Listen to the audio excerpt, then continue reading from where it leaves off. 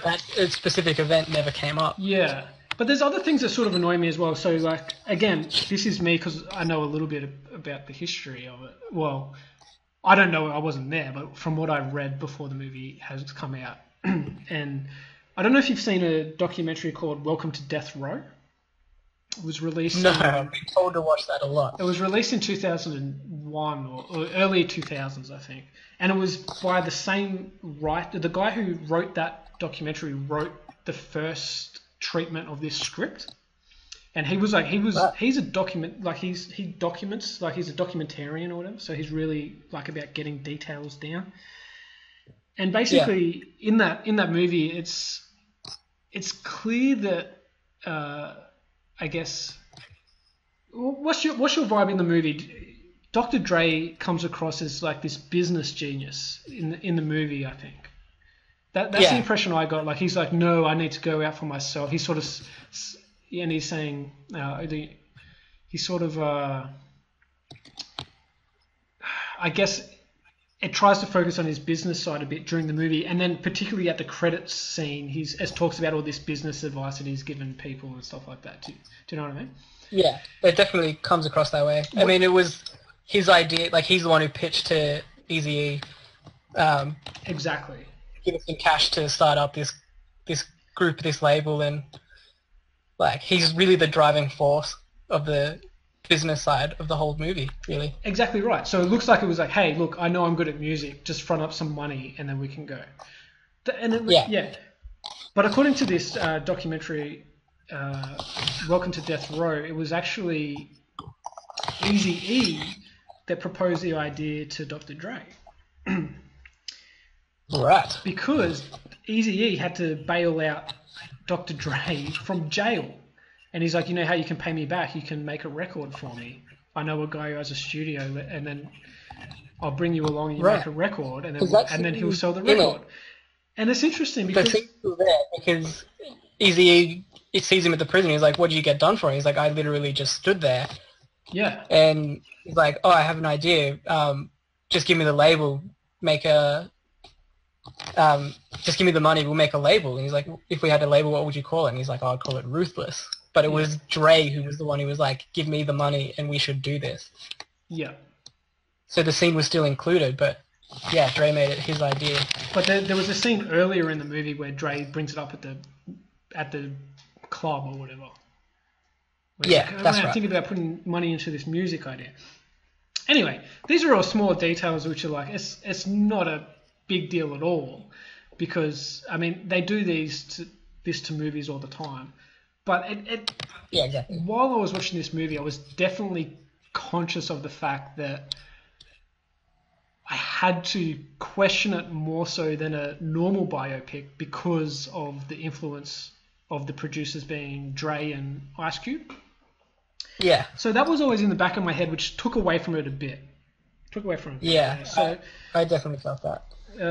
Like, was it 100% accurate? Probably not. But no movie is. No biopic is.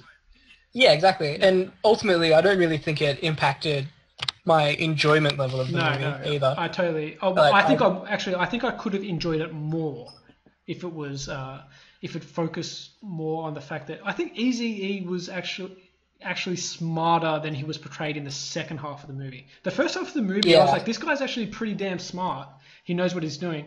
And then at the end of the movie, they sort of made him look like a chump, like he was getting screwed over by the manager.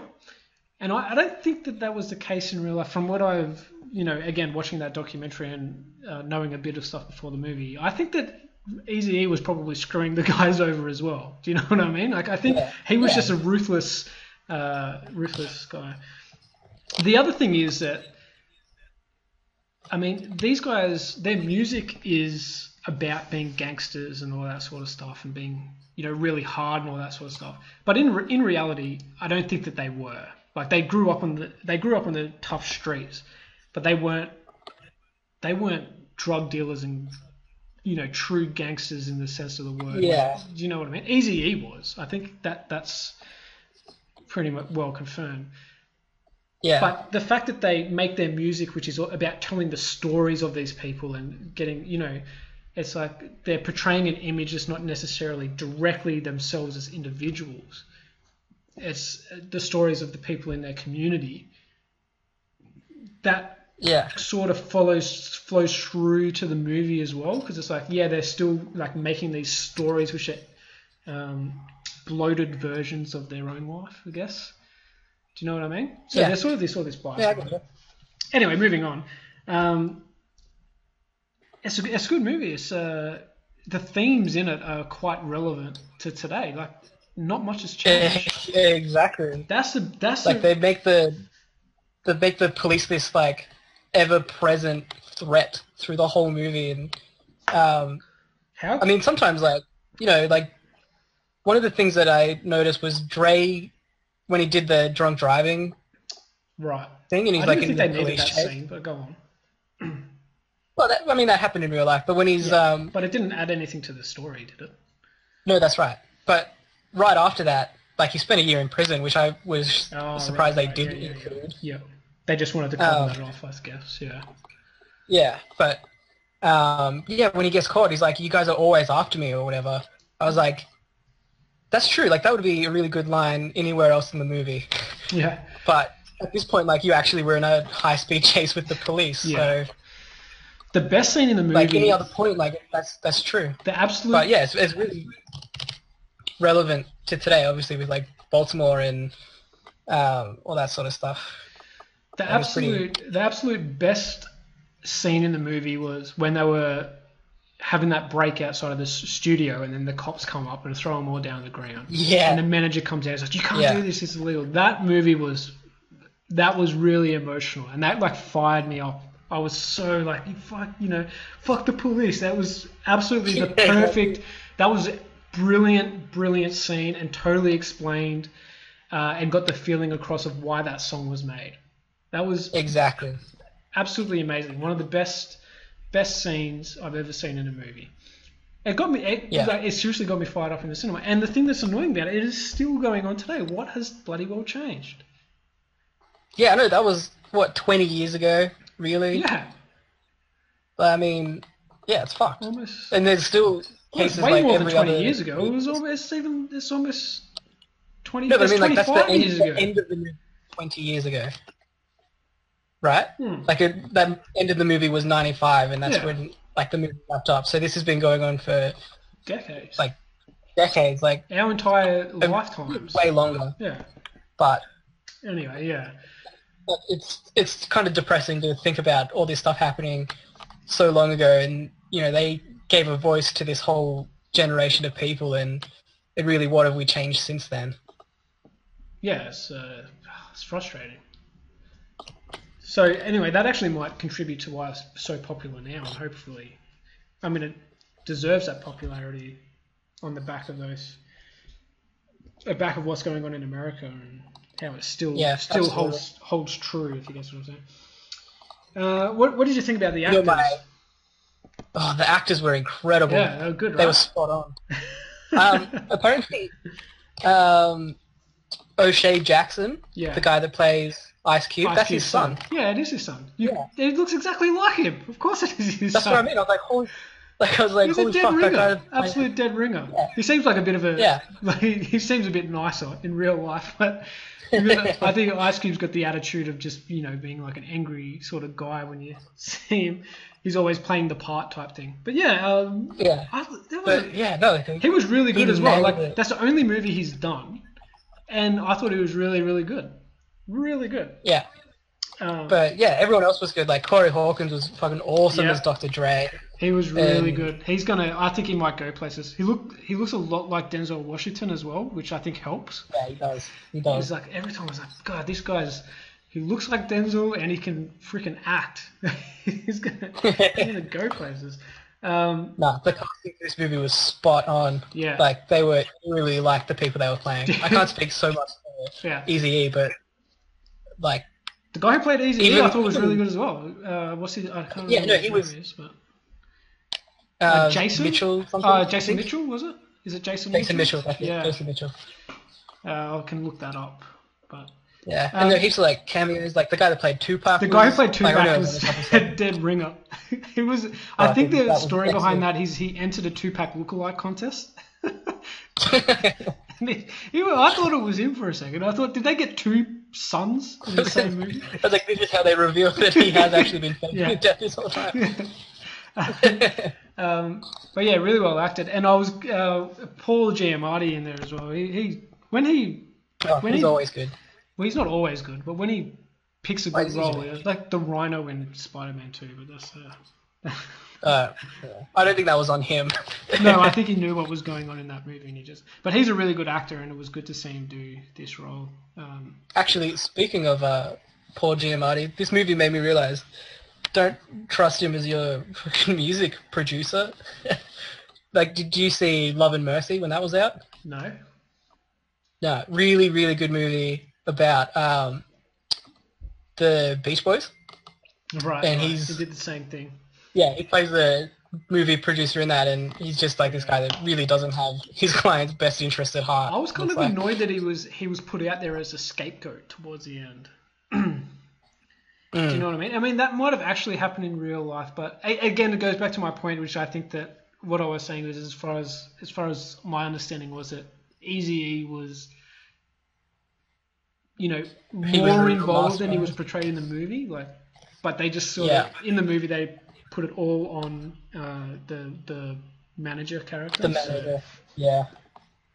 yeah, So yeah, no, it was yeah, outstanding cast. yeah. What about the That was one of the soundtrack? best parts of the Obviously, movie. freaking great No, obviously the soundtrack. soundtrack was amazing. Yeah. So I was watching an interview. Apparently, they recorded every song sung by the cast as well As the as the original. original. So in some places they use the original, in some places they use the re-recorded version. Right. See, I was wondering that. I was a lot of wondering times. that the very first scene where Eazy-E does the what is it? Cruising down the street. Cruising down in my Yeah. In 64, my yeah. 64. And I was like, damn, that sounds really cool. I was like, is that? And the thing was, I was like, it sounds exactly like the original, but I was like, is that the original, or did they just get him to do it? I couldn't. I reckon I could not tell. I think. when he Yeah. did it a couple times, and the first few were obviously just him. Yeah. But then when he slams it and they just keep going, I was like, was that him? Like, I have a feeling it yeah, might I don't have know. been him, but I can't tell. I cannot tell. But yeah, Yeah. really well done. Really well done. Yeah. I got a question for you. What was the audience like when you went? Oh, they were really into it. I went at a pretty busy session actually. Yeah. And yeah, like a lot of people. Well, I don't know if they're really singing along, but like occasionally, like you'd hear people get like real into the chorus, and Yeah. it's pretty rowdy actually. Pretty rowdy. Yeah. Yeah. Yeah, similar to my Yeah. session. I went to. It's been out here for quite a while. I think 4 weeks in Switzerland, and I went, and it was still a lot more people than I expected. I thought I might have been one of the only ones there, but it was pretty. Yeah. It was pretty full, and there were entire rows of groups. Yeah, Like just they definitely were. yeah, and they were younger than me, but wearing all the gear. You know, like the basketball shorts and the baggy Yeah. shirts and the baseball caps and everything. Yeah. And they were whiter than me, like, and I'm white. They were very white. But it was like I was like that. It was like that was probably me back when I was in year 7 or 8 or whatever, when I was listening to this sort of music.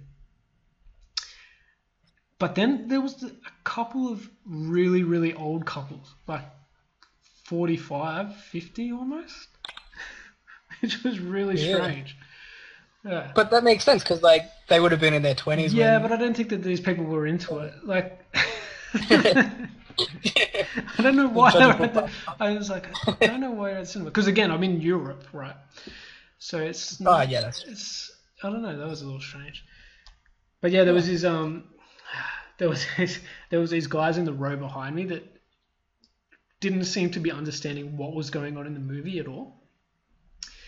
right. There was that scene in the press conference after they were starting to make it big, and the reporter asks Ice Cube, what does it feel like to have all this money now? Yeah. He's like, what do you do with all this money? And the whole thing about that scene was that because he's been trying to get his contract negotiated so he can actually get money, he hasn't actually been paid yet. And so the moral of that scene was the point that it's going to piss him off. It's like going to sting him a little bit because he's not getting paid. Yeah, because they're asking what is he going to do with this money that he doesn't have. And someone in the row behind me yelled out, have a guess what he yelled out. I have no idea. So the line is, what are you going to do with all your money? And the guy yells out, party! And it was really awkward because it was like this emotional scene. And he was expecting a cut to a party, like a beach party or something. And I was just like, nah, you failed. And you failed with all your friends there. Like, you just had no idea. You have not been paying attention. Yeah. And there was another scene as well where, I can't remember what the scene was, but there was a line like where it was like full on like something going on. And he responded on behalf of the character, and his response was, I bust a cap in your ass, or something like that. And it was just like, it did not suit what was going on in the movie at all. Oh, God. So didn't have anyone like that in my movie. That was great. I was laughing at this idiot. So it's become pretty popular. They're actually going to, I think they've announced that they're going to do another story from, they're going to do like the Death Row story with Suge Knight. Have you heard about this? Oh, yeah, that'd be good. No, I didn't hear about that, but I'd be keen. I hope they do it. It's pretty interesting because Suge Knight is a fucking maniac, and not in a good way. Like he's got to be one of the most hated people on earth. I can't stand him. But if he's not an interesting character. Yeah, but do you know? I mean, not even a character. Like he's a real life person. He is a real life person. I'm pretty sure he's on trial at the moment for killing a couple of people because he ran over them in a dispute about ticket sales or something like that. I can't remember what it was about. I do vaguely remember hearing about that. People look it up. He's a maniac. But do you know much about the story of what happened with Death Row and Tupac and the whole East versus West and Biggie Smalls and Tupac and all that sort of stuff? I don't know a lot. I know a little bit. Like it's pretty popular. Like Biggie Smalls and Tupac especially.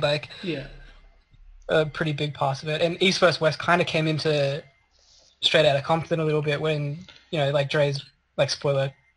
Dre's younger brother gets killed or whatever, but but I don't think that was. I don't know if that was part of the whole music feud because it was there was a specific. That's not the actual music. Yeah, there was like a whole. There's still like the rivalry was present, I guess. But but I'm not sure if it existed in the music industry at that time, but. Basically, the moral of the debrief of the story is Suge Knight basically was in charge of Death Row, which had Dre and Tupac and a lot of other really big names at the time. And he was distributing his music through a company called Interscope, which I think ended up falling under Time Warner or something like that. And he was obviously located in Los Angeles, but Puff Daddy was in New York and doing a similar thing as what Suge Knight was doing, but trying to bring up artists in New York and on the East Coast. Yeah. And one of them was Biggie Smalls, of course. Yeah, of course. And at one award ceremony, Suge Knight got up there and accepted an award and totally dissed Puff Daddy, saying he was a bullshit producer or whatever it was, or owner or whatever he was doing, and it was totally ripped into him. And they started this big feud. I don't think Puff Daddy was that into it originally, but it just started this whole thing, right? Yeah. So what I thought was funny, imagine if they do a Suge Knight movie, right? And then obviously, well, I don't know, maybe not obviously, but that might be produced by Dre again. Because he's made money on Compton.